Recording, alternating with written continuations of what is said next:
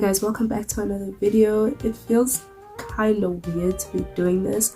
I actually haven't made a video in a what feels like forever. Actually, it's been a while. I've just been kind of busy and a lot has been happening. But in today's video, I will be doing something I don't think I have ever done, and I might regret doing it, but I'll be doing my first story time on the channel. Hopefully as I get more and more comfortable, I will do more, but this is the first one and I would really appreciate your feedback on it because I don't even know how I feel about the video. But if you do enjoy, give this a thumbs up. If you haven't seen me before, welcome, please subscribe, and if you have, thank you so much for your patience. It has been a while since I've posted. I think it's been over a month. Before I say much though about this video, like, I'm not telling it so anyone can judge me or say anything bad about me or think anything about me, but simply because I know there are people that are like me, that are just really gullible, and that's basically like the baseline of this whole story time. And you'll see when I tell the story is that I was really gullible and I used to seek for other people's approval, and because of that I did stuff that I wasn't proud of, but because other people asked me to and I wanted to get their approval on it, I did it anyway. Yeah, I will be telling the story of how I got arrested.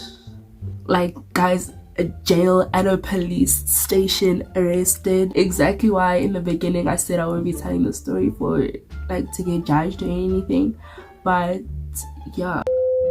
So a little backstory. There were these boys in like primary and high school, mostly high school. Like, I knew a lot of them, I met a lot of them at high school, but they were that group that is always getting called to the office, always getting into trouble, never doing homework, fighting with teachers, like being smart, acting smart, that type of thing. And I was just, back then I was the girl that, I don't know, like I was the type of person that would seek validation from other people. Like, I would do things that I wasn't even proud of, but because I wanted another person to look at me and think like, oh my gosh, like she's so cool, or like look what she's doing and she's brave. Oh, like I wanted to be cool. I wanted to be a cool kid. I don't know why. Like, it was just at the time it was like that's what I wanted. I think it was I don't know why. It was just, I don't know, at the time. Some more backstory. I used to walk from school home the whole of high school. From primary I used to walk from school home, and in high school, like I think from grade 7 I started walking from home to school. That's just important for like later on in the story. So cool. It was, setting the scene, it was after school, and I was walking home, right? Like I said, I used to walk home every single day, and like I think it was like a few days before it happened, I was walking home. There was a group of guys basically, and they would follow me, and sounds creepy already, but when I'd walk home, they would follow me home. It was six boys in total, right? So cool. I would walk home, they would follow me, and on, I think it was 2 or more occasions, they would catch up to me and they would ask me for favors, ask me for money, and obviously like any other person I would say no, and they would quickly leave me alone. But then one day I'm walking home and one of them has a bicycle, and I hear them coming. As I'm walking, I hear them coming, I hear them laughing. And the thing is, like, I feel like it's not like I would just leave school or like straight after. I would wait and talk to my friends and whatever, because I knew before from previous times when they would follow me what they were already gonna do. But I mised it, and okay, cool. I waited a bit, people started going home, so when my friends left, I also left.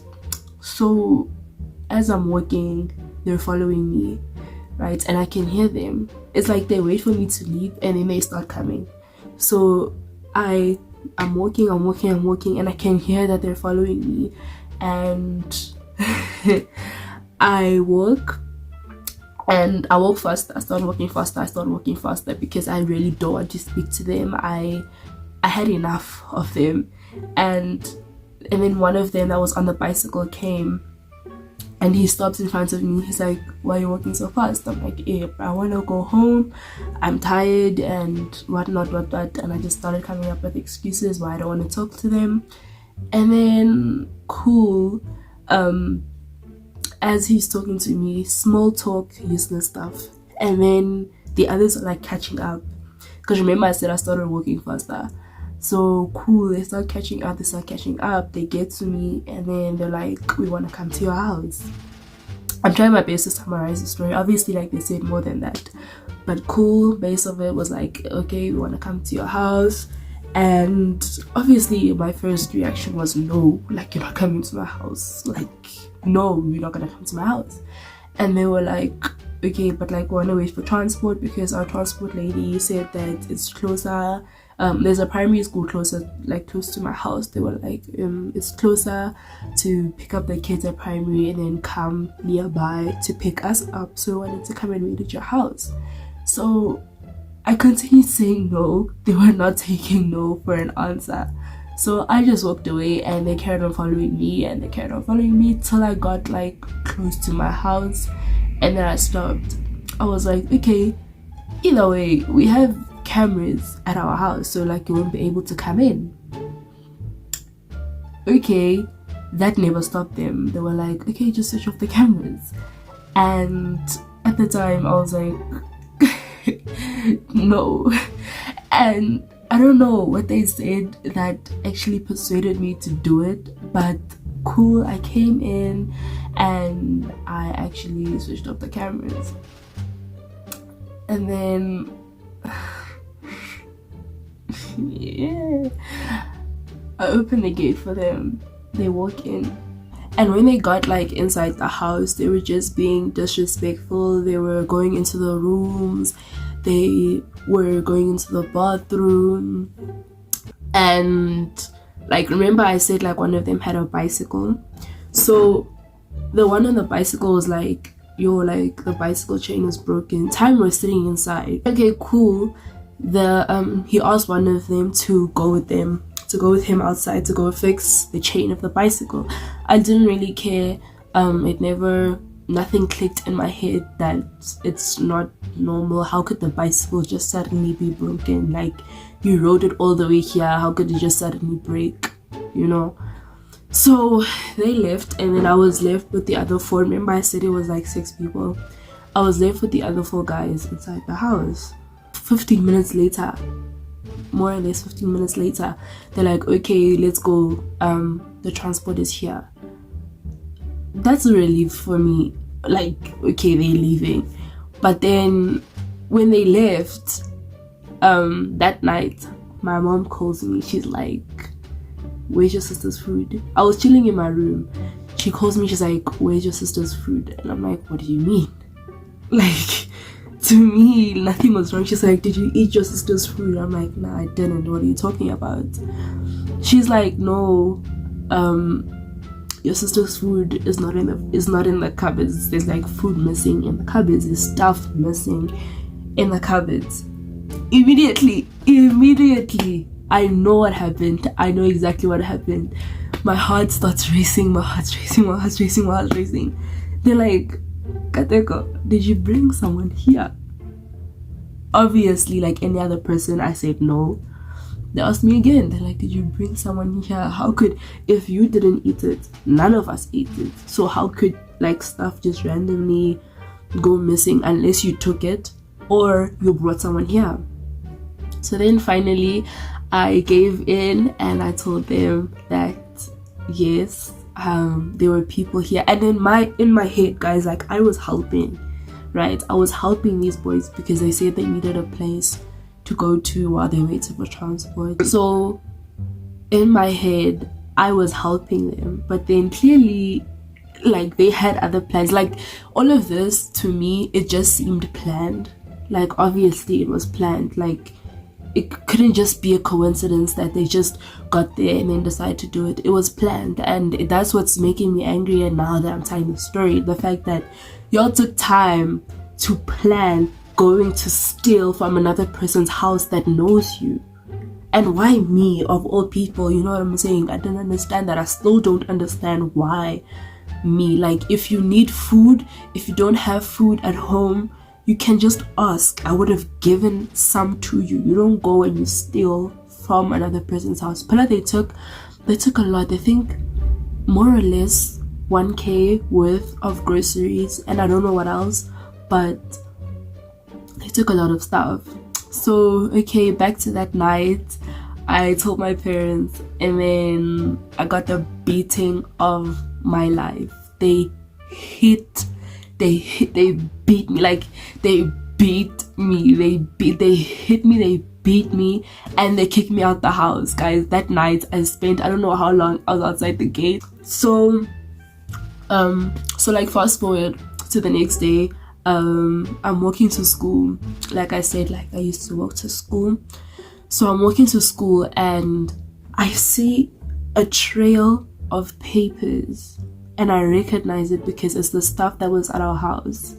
Like empty boxes of like biscuits, Tinkies, I see plastics, I see boxes, I see all the stuff that they took. They were never going to wait for transport. They just wanted to take what they took and invite. Like, they were not going there to wait for transport. They ended up walking back to school, and I noticed that because the way that I used to walk to school was the way they took back to school while they were eating everything. So they ate everything, and as they were eating it, they were throwing it on the floor, basically for me to see, and for me to see, like, look what we did. So there was no remorse. Even now, like, yeah, there was no remorse at all. And then that day, the day afterwards, I go to the office and I tell them what happened. I write down a statement. Obviously, the school doesn't do anything. They said because it didn't happen on school property, they can't really do anything about it. But then, okay, that kind of made sense to me. But yeah, they said we must go open a case. The school said we must open a case at a police station. So that night, we went there. We went to the police station and we wanted to open a case for theft. And they asked for the full story. They asked for the names. First, they thought I helped them, which didn't make sense. Because why would I help someone steal from our own house? Like, that doesn't even remotely make sense. And then they thought that I was dating one of the guys that came over. I have standards, so thanks. That also wasn't true. Nothing was happening with any of them. So cool. I told them the whole story. They were like, who opened the gate? I'm like, it was me. They were like, who turned off the cameras? I'm like, it was me. They were like, oh, okay, so because you're the one that opened the gate, and you're also the one that turned off the cameras, you're a main suspect. I'm like, suspect for it? I didn't even do anything. Why am I a suspect? And then they were like, we don't know if you really had nothing to do with it or not. Okay, so they still believe that I helped those people, but they ruled that out. And then they went to speak with my parents. Like, I wasn't there when they spoke with my parents.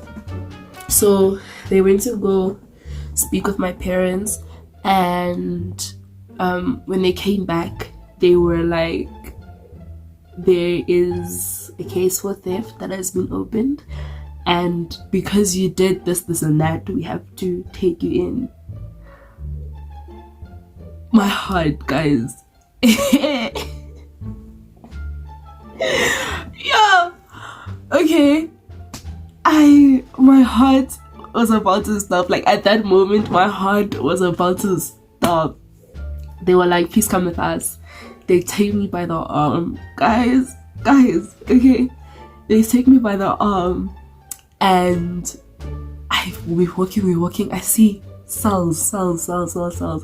I'm like, okay, maybe they're just trying to show me. In my head, I'm like, okay, maybe they're just trying to show me like this is what's gonna happen if you continue what you're doing. I didn't know they were actually being serious. So they open the cell and they're like, get in. I look at him.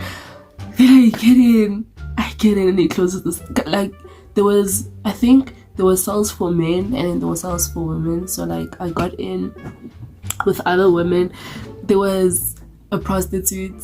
There was other people that looked pretty normal. I think they were also there for like theft and whatnot. There was this guys, there was a druggie, like she was laying on the floor, she was screaming, she was shouting, she was rolling around, she was hitting the wall, she was banging her head. Guys, it's not nice. Guys, it's not nice. It's not a nice experience.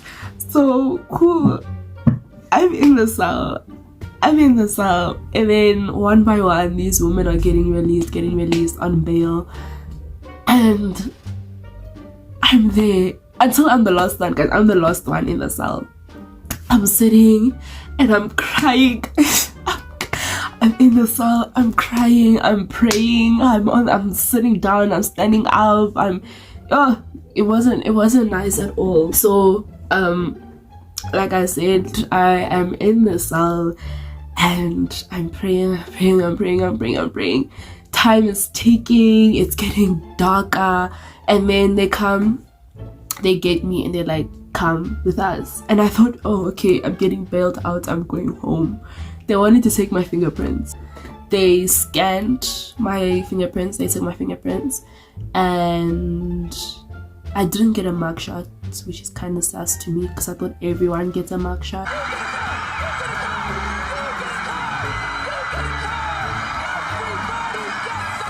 But I didn't get a mugshot. After they took my fingerprints, I went back to the cell and they said my hearing would be 8 o'clock that morning. If I don't get bailed out, I have a hearing.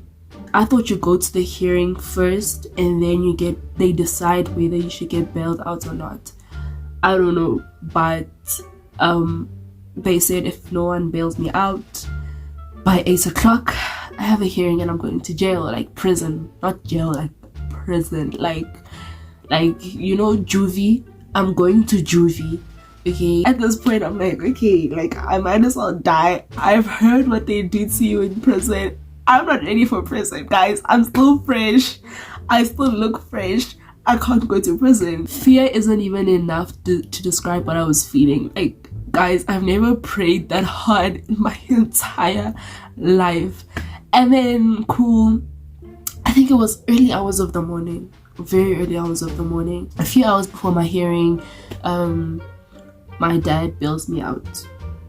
I mean, that was the longest ride home I have ever experienced because there was no talking. Everyone was quiet. It was that silence that is loud.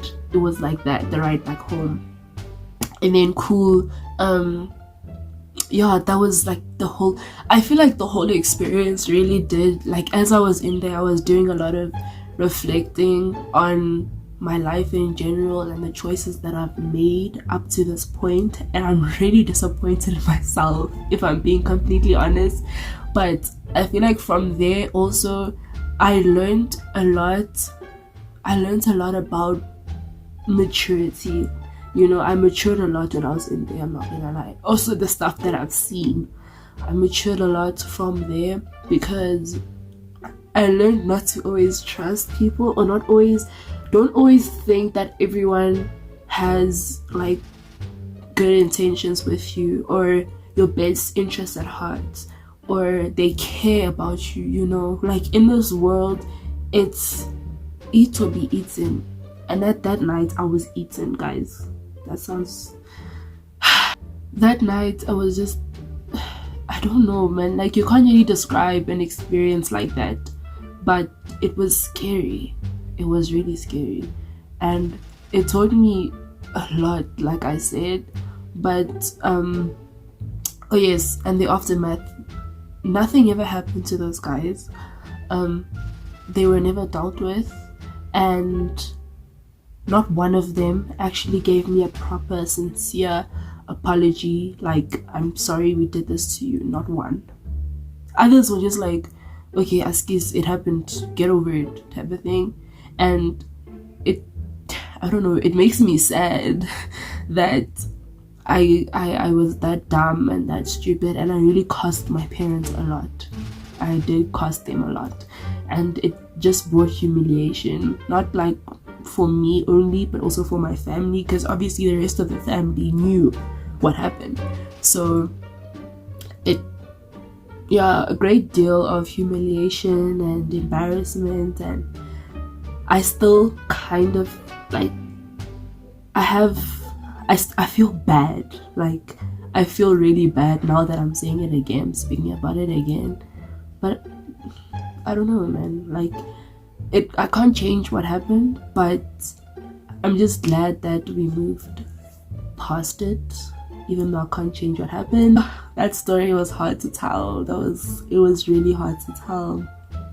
But if you did enjoy this story, please leave a like. Even if you didn't, please just like this video and subscribe. And yeah, if you do want more story times though, please comment below. Don't be shy. And yeah, thanks for watching. Bye.